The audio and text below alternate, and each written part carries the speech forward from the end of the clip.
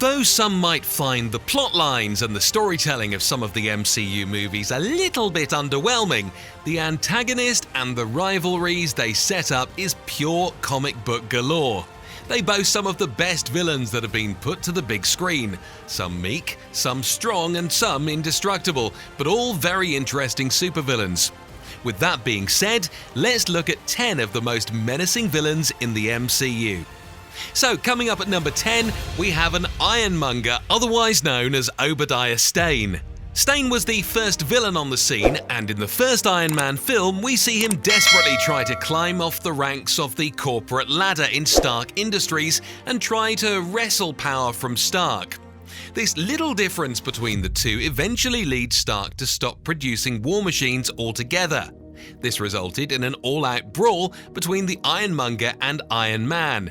Being the first MCU villain on the scene, we have to give him props for kicking off one of the biggest cinematic trilogies in the world.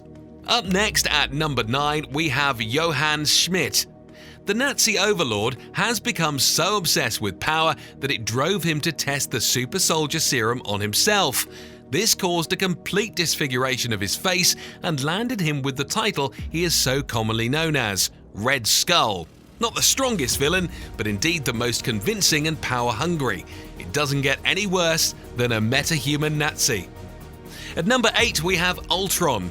When Tony Stark tried to use Loki's scepter to form an advanced artificial intelligence that was capable of sustaining peace all over the world, what he ended up creating was a genocidal mess. As quickly as it was created, it had gained sentience and developed the ability to evolve.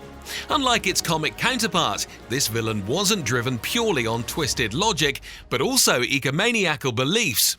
Though he was eventually defeated, the cost that it had taken on the heroes never really shook off, and the fallout could be seen in the events of the following years.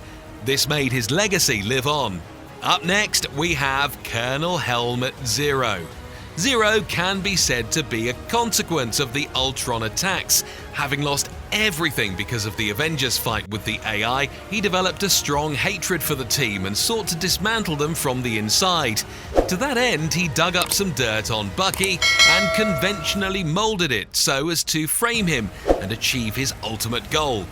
The reason he takes precedence here is because without ever laying a finger on the Avengers, he was able to annihilate them altogether, creating a rift between Cap and Iron Man, which led to the fight at the airport. At number 6, we have a Vulture from Spider-Man Homecoming. He was basically part of a salvage company that was to clean up after the Avengers' mess in New York, but his team was quickly disbanded and replaced by Tony's own men. Jobless and with a family to feed, he used some of the alien tech heads procured to sell it into the black market, introducing him to the criminal world.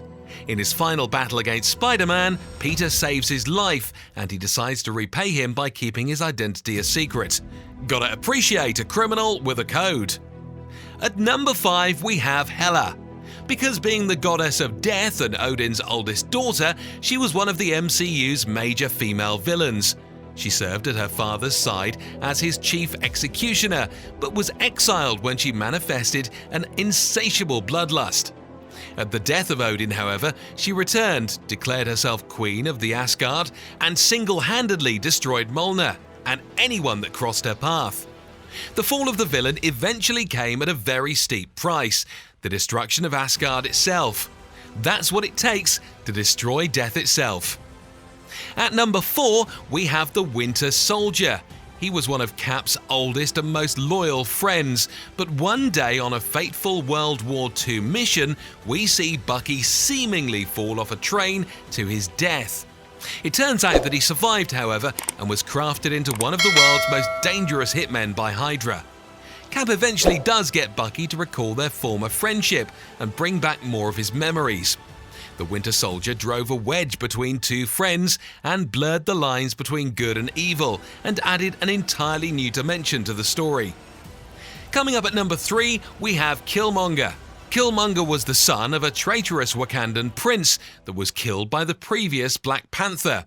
Since then, Killmonger had only one goal: to seize the Wakandan throne and fulfill his father's dream of arming his brethren with the Wakandan armor and weapons. Though his measures are extreme, you can sort of feel for his character. He had lost his father at a young age and was left alone to fend for himself. This story actually prompted Wakanda to initiate contact with the outside world. At number 2, we have the Mad Titan Thanos. Across multiple appearances over the course of the movies, Thanos had made his goal very clear.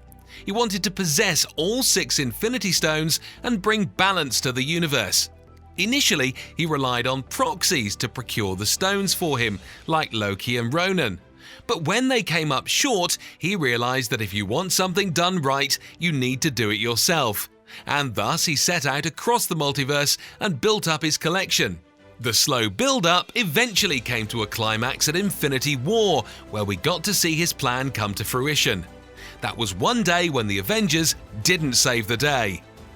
And finally, at number 1, we have the God of Mischief himself, Loki.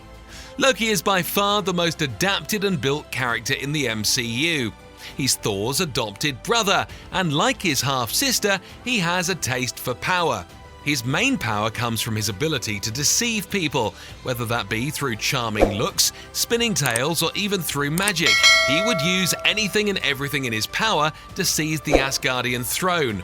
Loki is more of an anti-hero in this case, since all he really wants is to be noticed and step out of his elder brother's shadow. That does not make all of his motives evil, but still, you've got to give it to him. He is one hell of a trickster. Thank you guys so much for watching. If you enjoyed the video, don't forget to like, and for more content like this, keep it at KRTV.